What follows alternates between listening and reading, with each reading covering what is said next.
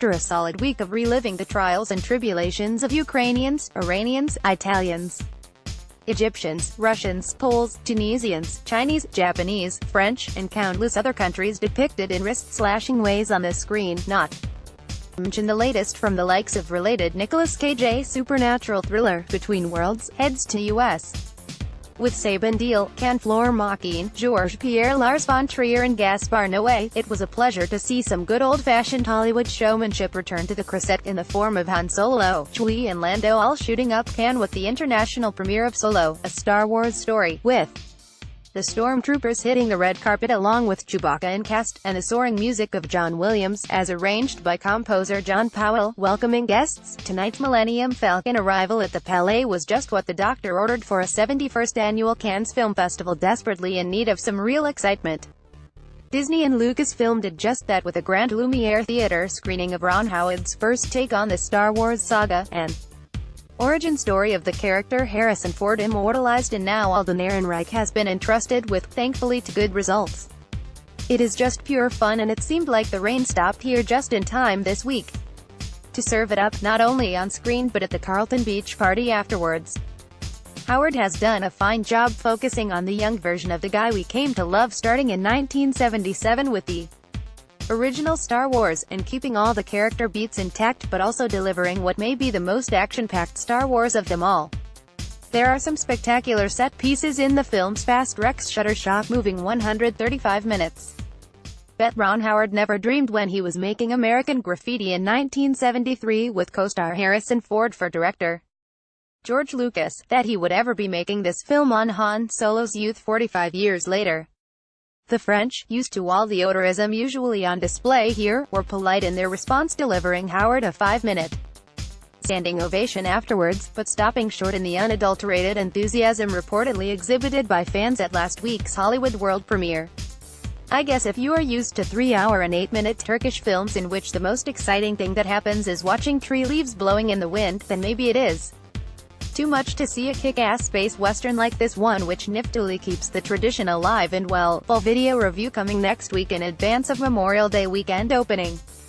And in terms of pure Cannes experiences, meeting the very tall Finnish actor, Joonas Suotamo, who is playing Chewbacca, aka everyone's Rex Shuttershock favorite Wookiee, now for the third time was a real trip. The former basketball player told me he is especially thrilled with this one because Chewie gets so much screen time and backstory. We also get to see the unexpected first meeting between Solo and Chewie that is best described as complicated. Chewbacca was a big hit walking Cannes' fabled red carpet, but it turns out it was Suotamo's double doing the honors as the real deal got to be himself without the costume on for a change. The guy that stole all the scenes, however, was easily Donald Glover as Lando Calrissian, and fitting the role like a glove.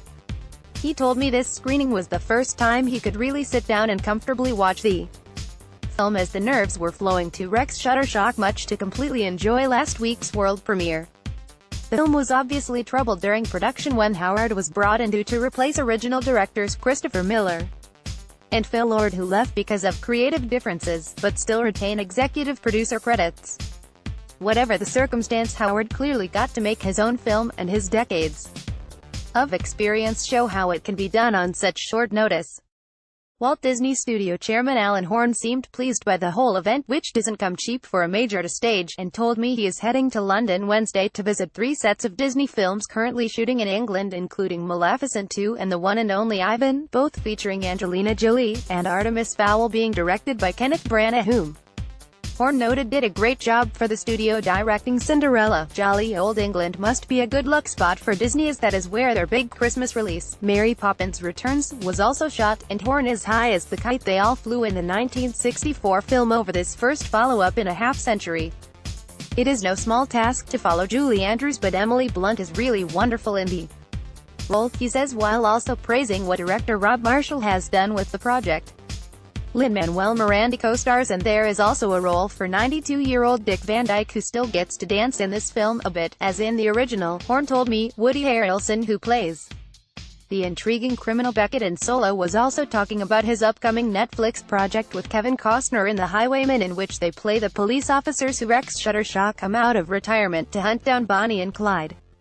Harrelson, recently Oscar-nominated for 3 Billboards Outside Ebbing, Missouri, had a little reunion with that film's writer, director Martin McDonagh, who was at the premiere escorting Phoebe Waller-Bridge, who voices the great new droid L-337 in the movie. Harrelson told me he was a little frustrated that 3 films he was proud to do last year, LBJ, Wilson, and The Glass Castle, all came and went so quickly in theaters. Welcome to the new Hollywood, Woody said it was like a miracle that 3 Billboards got to play so long and do so well in this environment.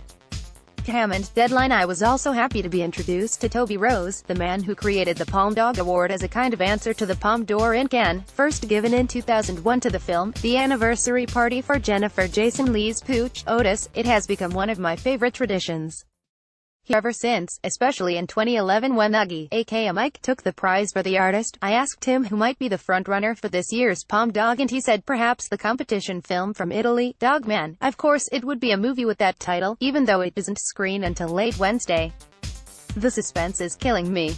Disney's marketing chief Ricky Strauss kept promoting the fireworks show that the studio arranged off the Carlton Pier, and when it finally came, it was easily the most spectacular display of its kind I have ever seen in Cannes. Enough firepower to send Solo right back into space on a beautiful night for movies on the French Riviera.